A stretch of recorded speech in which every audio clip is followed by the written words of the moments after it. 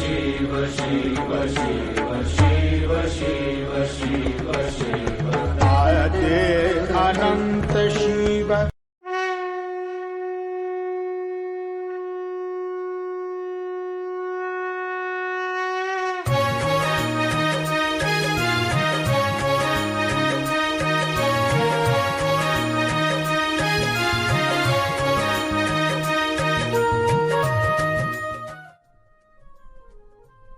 आज का जो युग चल रहा है, जो समय चल रहा है, आप देखिए पूरे विश्व में सारे प्राकृतिक संसाधन में लूटपाट मची हुई है।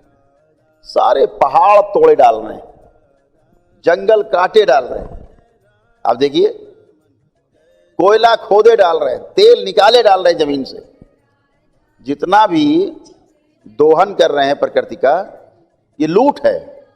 और ये वो लूट है जिसकी भरपाई नहीं हो सकती। फिर बोलेंगे ग्लोबल वार्मिंग हो रही है, तो ग्लोबल वार्मिंग क्या है? आपने कोयला इसलिए जमीन के अंदर है, तेल इसलिए जमीन के अंदर है, जो बाहर का ताप है, जो बाहर की गर्मी है वायुमंडल की, वो अंदर जमीन में सोख ले। तेल का गुण है ताप को सोखना। जैसे ट्रांसफार्मर में तेल भरा रहता है, अगर तेल ना हो ट्रांसफार्मर में, उड़ जाएगा भड़ाम से। तो तेल का धर्म है ताप को अपने में सोख लेना। तो धरती के नीचे जो तेल है, जिसका पूरी दुनिया में दोहन हो रहा है, निकाले जा रहे हैं, निकाले जा रहे हैं, निकाले जा रहे हैं, फिर जलाए भी जा रहे हैं, दूसरा काम। तो दोहन कर रहे हैं, जो धरती के नीचे प्रकृति ने व्यवस्था की। कोयले का भी यही काम है, ताप को अपने में सोखना। पेड़ों का भी यही काम है, ताप को वायुमंडल से अपने अंदर लेना, जड़ों के द्वारा जमीन तक अंदर पहुंचा देना। ताप, जमीन खोदेंगे जड़ों के पास, गर्मी मिलेगी आपको। रहती गर्मी बस सूर्य की गर्मी है, जो पौधा अवशोषित करके जमीन को नीचे पहुंचा देता है। इसीलिए आपके जमीन के अंदर का जो पानी है 20 डिग्री पे हमेशा बना रहता है। तो पानी का टेम्परेचर कभी नहीं बदलता जमीन के अंदर का, वो 20 डिग्री रहता है। सर्दी आती है जब टेम्परेचर होता है 10 डिग्री, बाहर का ठंडक, और जब पानी अंदर निकालते हो हल्का लगता गर्म है, क्योंकि 20 डिग्री है। और जब गर्मी आती है तो अंदर का पानी 20 डिग्री है, तो ठंडा लगता है। बाहर है 40 डिग्री 45 डिग्री, तो निकाला बोले बड़ा ठंडा पानी। वो ठंडा हुआ ना गर्म हुआ। वायुमंडल या तापमान, एटमॉस्फेयर जो बदला, वो बाहर का मनुष्य द्वारा बदला जा रहा है। हम लोग जिम्मेदार हैं उसके। तो तेल निकाल डाला, कोयला निकाल डाला। पहाड़ों में भी यही काम है, ताप को सोखना, अंदर ले जाना, पानी को सोखना। फिर मौसम में, पूरे मौसम में, बरसात के बाद भी झरने बहते रहते हैं, नदियां बहती रहती हैं। फिर भी बरसात नहीं हो रही, नदियां फिर भी बह रही हैं। क्यों? पहाड़ों ने पानी अवशोषित किया है, फिर तापमान के अनुसार पानी को उत्सर्जित कर रही है। बॉक्साइड होता है, एक तत्व होता है, एक धातु होती है, उसको बोलते हैं बॉक्साइड, जिससे हिंडालियम वगैरह और सब बनता है। उस धातु का धर्म है जल को सोखना, गर्मी पाकर धीरे धीरे धीरे उसको उत्सर्जित करना, जल को बाहर निकालना पहाड़ों से। हम जाते थे जब अमरकंटक, तो वहां मैंने देखा चेक डैम बन रहे थे। तो हमने कहा भाई ये क्यों बन रहे, पहाड़ों में चेक डैम की क्या जरूरत? यहां तो ऐसे ही पानी रहता है, झरने बहते रहते हैं। कहे नहीं साहब अब झरने सूख गए हैं। तो वाकई में झरने सूखे हैं। 90% अमरकंटक के झरने सूख चुके हैं, जहां 24 घंटे झरझर झरझर झरझर पानी बहता रहता था। क्यों सूख गए पता है? आदमी की व्यवस्था समझ लो। हम लोग क्या करते हैं, एक धातु है बॉक्साइड, जो जल को सोखने का धर्म है उसका, वो वहां बहुत है। हमारे पूर्वजों ने, हमारे ऋषि मुनियों ने अपने अनुसंधान में ये पाया कि एल्युमिनियम नाम की धातु को अपने भोजन में, खाना पकाने आदि में, पानी तक रखने आदि में प्रयोग नहीं करना है। तो हमारे यहाँ आपने देखा होगा अपने सनातन धर्म में, हिंदुओं में खास तौर से, कि एल्युमिनियम के बर्तन प्रयोग करने का रिवाज बिल्कुल नहीं है। नहीं है। कांसे का, फूल का, तांबे का, पीतल का, है ना। अब आधुनिक युग में स्टील प्रयोग करते हैं। नहीं चांदी के, सोने के बर्तन, जैसे जिसकी हैसियत थी। लेकिन एल्युमिनियम का बर्तन कभी भी नहीं होता था। एल्युमिनियम का बर्तन केवल एक जगह प्रयोग किया जाता था, वो जेल में। कैदियों की उम्र कम हो जाए, कैदी बीमार रहें, रोगी बने रहें, ज्यादा पौष्टिक ना हो, भोजन खूब करें, लेकिन पौष्टिक शरीर ना रहे, पौष्टिकता ना मिले शरीर को,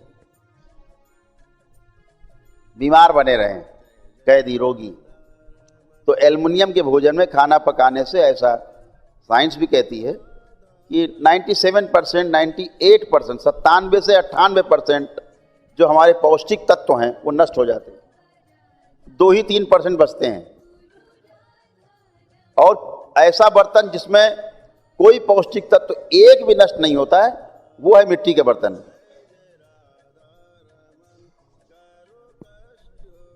बाकी जो बर्तन हैं उनमें कम से कम तत्व नष्ट होते हैं, 10-5%, 20%। तो हमारे वैज्ञानिक जो थे, ऋषि मुनि लोग थे, उन्होंने कहा नहीं भैया ये वाली धातु तो पहाड़ों से निकालना मत। तो वो पहाड़ ले लिए सारे, उन्होंने खोद डाले और सारा खोद खोद के बॉक्साइट निकाल डाला।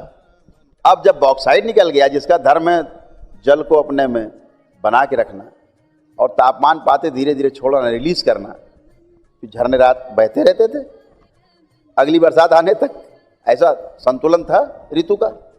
अब जब वही निकाल दिया जो सोखता था, तो पानी बरसा पहाड़ों में, बरस के नीचे चला गया, उतर गया, मैदान में पहुंच गया, खत्म। अब वहां कहां पानी पहाड़ में।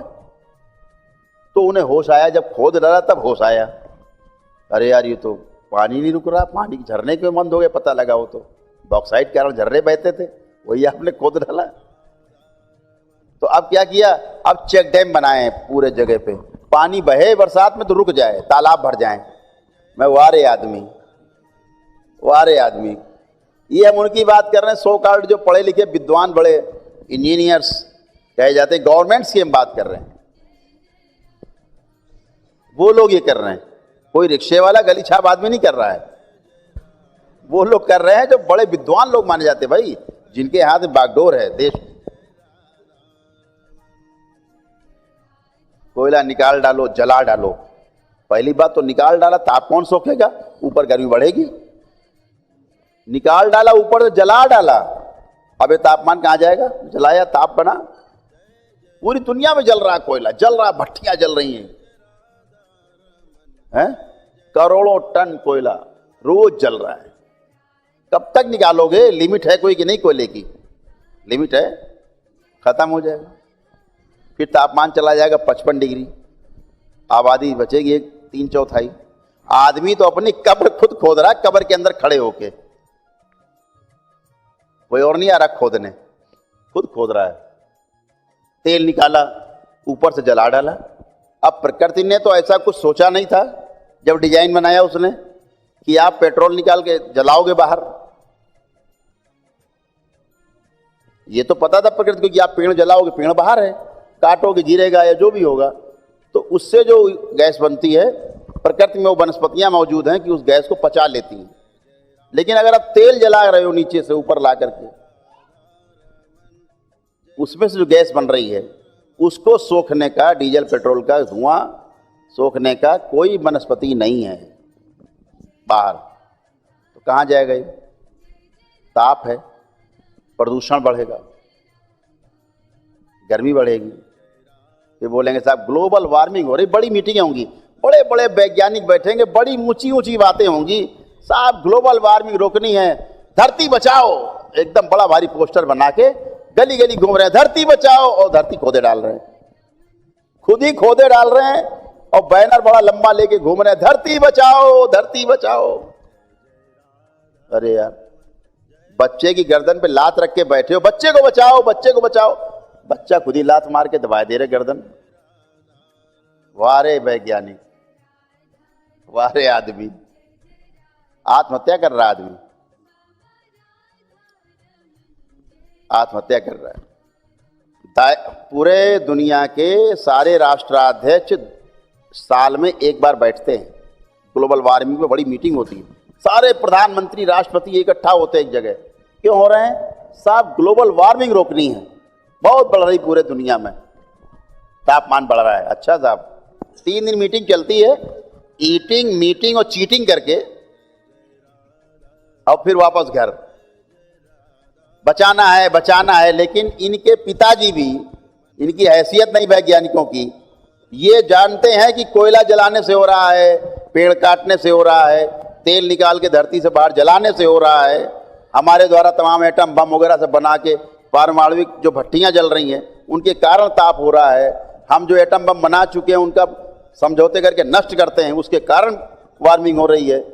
सब जानते हुए भी इनकी हैसियत नहीं है कि ये इस काम को रोक सके।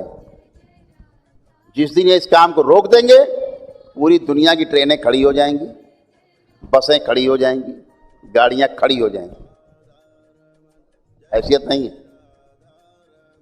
फंस गए हैं बुरी तरह। तो बोल रहे हैं वैकल्पिक ऊर्जा। अब वैकल्पिक ऊर्जा पे आए, फिर फंस गए। सोलर लाए, बैटरी लगाओ। बैटरी क्या है? वो सब और खतरनाक है। उससे पैदा होने वाली जो गैस है और ज्यादा खतरनाक है। तो तमाम तरह लिथियम पिथियम जाने क्या क्या वो सब, ENG CNG PNG सब ले आए। अरे कितना लाओगे भैया? आप प्राकृतिक रूप से रहना नहीं चाहते तो प्रकृति में आप रह भी नहीं पाएंगे। आप अगर नहीं रहना चाहते तो रह भी नहीं पाएंगे। आप जो जहर फैला रहे हो, कब तक जिंदा रहोगे इस जहर में? जय जय राधा रमन, जय जय राधा रमन, बाबा राधा रमन, जय जय राधा रमन।